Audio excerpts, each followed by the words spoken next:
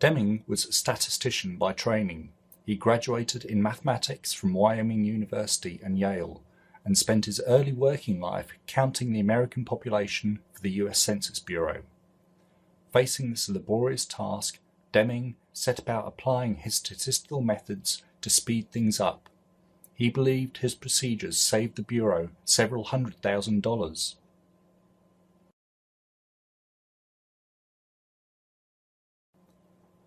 When America joined the Second World War, Deming's skills were used to train the managers who had run the production lines for the war effort.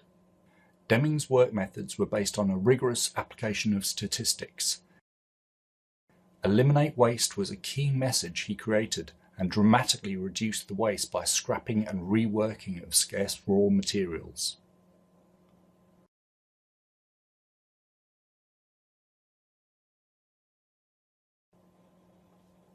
Deming's interest in adopting these methods had been influenced by another American statistician.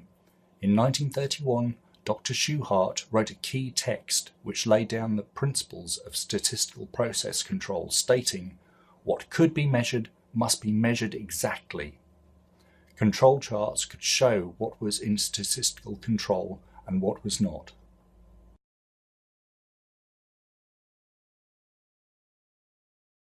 The war, conventional and nuclear, destroyed Japanese industry. When the country's young managers approached the task of renewal, they wanted new styles of management. World War II was a triumph for industrial management and the production of the grim evidence that the American superiority in their skills lay all around the Japanese.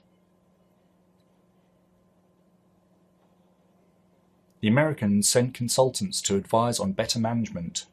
Members among them were Homer Sarasone from Western Electrics and Dr. Joseph Juran, another management consultant who was steeped in the methods in statistical control.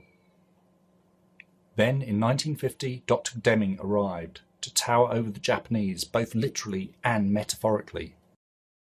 They were sorely afraid that they had established reputation for shoddy quality, cheap and worth the price, that they could never undo it.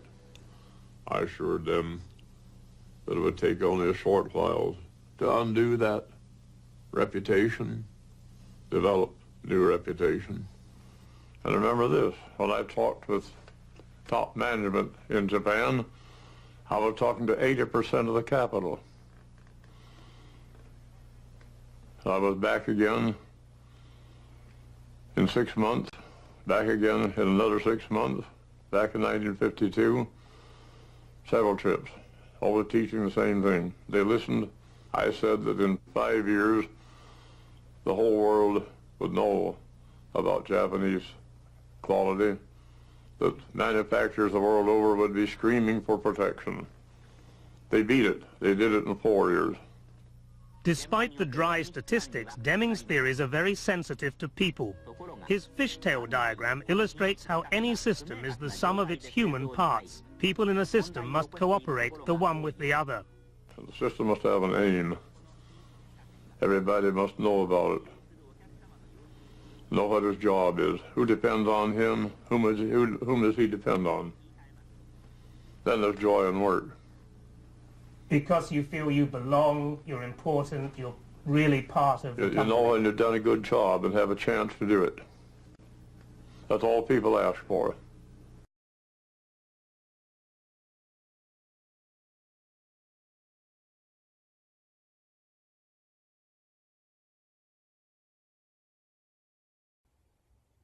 Deming offered 14 key principles to managers for transforming business effectiveness. The points were first presented in his book, Out of Crisis. Although Deming doesn't use the term in his book, it's often credited with launching the total quality management movement.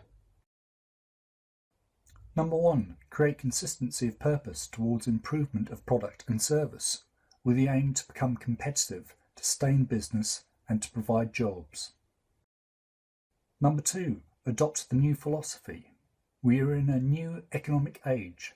Western management must awaken to the challenge, must learn their responsibilities and take on leadership for change. Number 3. Cease dependence on inspection to achieve quality. Eliminate the need for massive inspection by building quality into the product in the first place. Number 4. In the practice of awarding business on the basis of a price tag, instead minimise total cost. Move towards a single supplier for any one item, on a long-term relationship of loyalty and trust. Number 5. Improve constantly and forever the system of production and service to improve the quality and the productivity and thus constantly decrease cost. 6. Institute training on the job. Number 7. Institute leadership.